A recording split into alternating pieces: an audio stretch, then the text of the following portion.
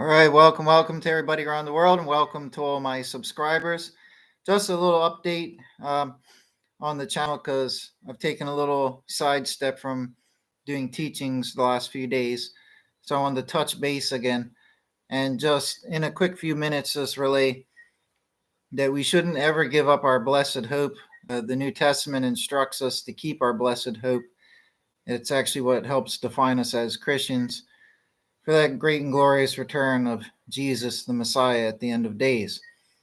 And as I've been teaching on YouTube for 8 years consistently, almost on a daily basis, the 2023-2024 is the period of the end of days, as I talk about in the book. And we're reaching the end of 2024. A lot has developed since the end of 2023 and throughout 2024 against Israel, which is only further fulfilling everything that the Bible has foretold and helps confirm the end days are in this time period. So we have 2 months left, and a lot could happen in 2 months. So we really need to be prepared. All the scriptural proof is not just in my videos, but it's more concisely laid out, and it's probably more complete here in the book. There are 7 prophecies from the Bible that I cover in this book, the 7 pillars of scriptural proof. And each one of the 7 prophecies is unique in that it has its own time period ascribed by God. And all of these prophecies pertain to the end of days. And in each one of the chapters, I have more than 7 chapters. So I have extra material as well and supplementary evidence. But the 7 core chapters go over one chapter for each of these prophecies. And they are astounding. Some of them are more astounding than others, but all of them are concrete proof and act as 7 great pillars that support this biblical truth and revelation that 2024 should be the end. And it's unfortunate that at the end of 2023, we did see this Magog war, basically. That's pretty much what it is, develop against Israel, starting with those October attacks. That's unfortunate, but it does show and prove that the prophecies are coming true. I don't cover the prophecy of Ezekiel in my book because Ezekiel's prophecy doesn't have a time period with numbers given by God. But nonetheless, since publishing my book a couple of years ago, those events took place last year and have developed as they have so far, fulfilling what Zechariah and Ezekiel had said would occur. The very nations that are said to go against Israel have come together, united, as it says, against Israel. So it does look like the Magog War is unfolding.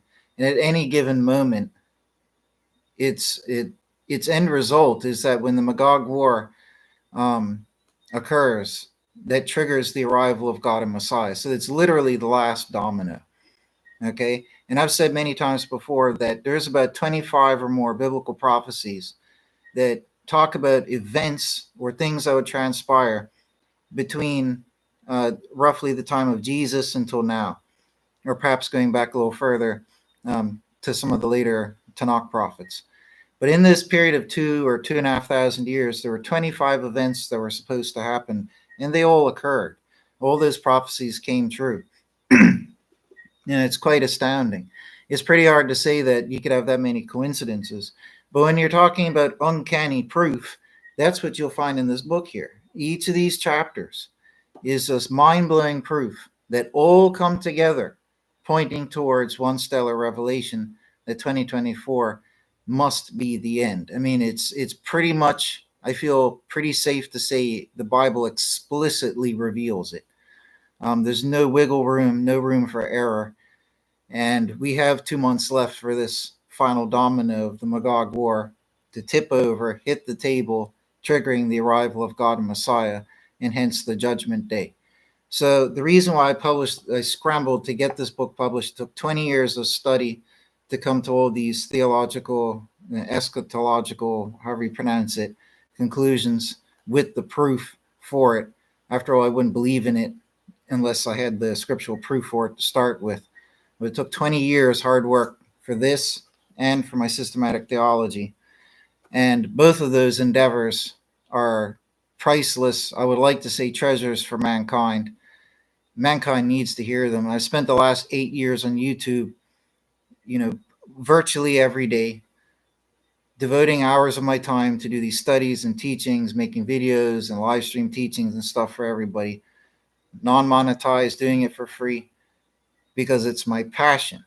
If I didn't care about God and giving glory to God and helping, my passion to show people what the truth is, to help spread the truth about theology and the end of days, both of these separate topics are extremely strong passions that I had. And that's why I devoted so much time in my life to teaching them and made the wise decision to do the hard work of writing them and getting them published, which I thank God succeeded in. And that's why they're both available around the world on Amazon. So far, they both have excellent reviews. The sad thing is, not many people have bought them. Very few people have. I think I've probably sold a total of like 10 copies. I don't even think it's broken 20. So probably 10 or 15 copies, roughly speaking, both books combined. So I've done all that I can in the physical teachings on YouTube for 8 years now. That's a considerable that's a huge chunk of my life and hours each day. You know what I mean? I've devoted a lot of my time because I don't want to give up trying to teach people these things. I've done the hard work of finding all the scriptural proof and evidence to back up everything I've claimed. That's why in the systematic theology it says scripturally proven, because everything is scripturally proven on the page right in front of your eyes. So every claim that I make, I got the verses right there to prove it, and verses on every page for everything. So it's very, very, very concise and revealing and powerful. And the End Days book, you know what I mean? Even if nothing happens in 2024, what is in this book is critically important, because I've tried to warn people this, right? I've always warned people, I don't want to rile people up and get people too hyped or anything like that. It's either going to happen or it's not. But based on the biblical evidence, we have full reason to believe that it will occur very, very soon, if not in 2024, like it suggests pretty much explicitly. The world events that we do not control are only further fulfilling. I mean, like I said, I don't even cover the Magog prophecy in this book because it didn't have a number of time period ascribed to it in God's prophecy. That fact alone acts as strong evidence that what is in this book is correct, because the findings in this book from the 7 biblical prophecies show 2024 should be the end. Outside of this, Ezekiel and Zechariah's prophecy, specifically Ezekiel's, are coming true in 2024. They started to at the end of 2023, but they're coming true in 2024. And I would like to say even as of recently, when Iran and everything is joined in. Okay? That is very strong evidence. Something outside of my or anybody else's control is taking place in the world as these final prophets said would happen in the final days before God arrives. It is happening, which in itself would lend credence to the fact that these findings are true, and accurate. So if the end of if the end of days does come in 2024, or at the break of 2025, or early in 2025, we really need to be prepared. I really hope that I'm not wrong in this. Trust me, I've cross-examined this for a very long time. I spent 15 years on one prophecy alone, cross-examining it, and only when I could prove that one, that's the prophecy of Daniel, prove it for myself, did I mark that down as proof, scriptural proof. And that within itself is, I think, the greatest of the 7. It's astounding evidence that 2024 must be the end. There's so many historical events, key pivotal historical events that took place in the world, undeniable compared to what the prophecies detail explicitly from Daniel. And in those prophecies, it culminates with 2024 mathematically, confirmed by the historical events.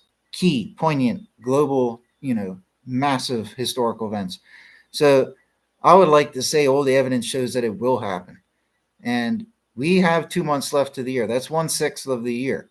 That's not like a flash in the wind. There's still 2 months left. And the way things are ramping up right now, I mean, you even have the other nations out in Asia like Russia, China, and North Korea joining in some alliance, allegedly. I don't know all the details. I just saw something in the news titles.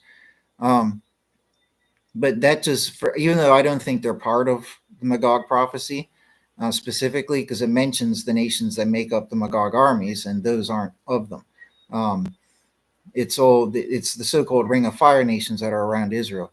But because they're of the Magog lineages, as many have suggested, them joining together and perhaps opposing Israel or something, that just still plays into it even further. So, I mean, you can't make this stuff up. The world seems to be confirming what these prophecies indicate. And we have 2 months left. So, my word of warning to everybody is we may only have 2 months left. Don't get riled up. No physical preparation will benefit you, only spiritual preparation, like I've always said. And if you don't believe me, my videos are free, my live streams, I've got hundreds of them. That's either about most. I have a few dozen videos that are on obscure things. I've got like 250 plus videos that are on either the theology teachings or on end days teachings. I've lost track of which one has more, but there's a lot of free material that you can watch. But it's just more concise, simpler, and quicker for you in the books. A lot simpler. The theology book is 200 pages. The end days book is 150 pages. You could read through them in a day. Most people could read them in a day. Well, one book at least in a day. To study it's another matter, right? To cross-examine it, to study it. But I just want everybody to know that I have cross-examined all the theology for the systematic theology before publishing it. I wanted to ascertain for myself, is this absolutely true? And I would criticize and attack every single aspect of every morsel of that theology as if I was somebody else to see if it could be taken down, if it needed to be taken down, if it could be taken down. But all roads pointed to that it is the stellar scriptural proven truth. And it's critically important that all the churches hear it. I hope that they do. There's no reason why they shouldn't. There's so many other Christian books out there that don't provide this level of revelation. And it's so critically important because it's the theology, it's what God and Jesus actually taught us to do. And most people are not doing it. They're far from it, and they pretty much innocently are not aware of their error. And I'm not God, so I don't know how he will judge them.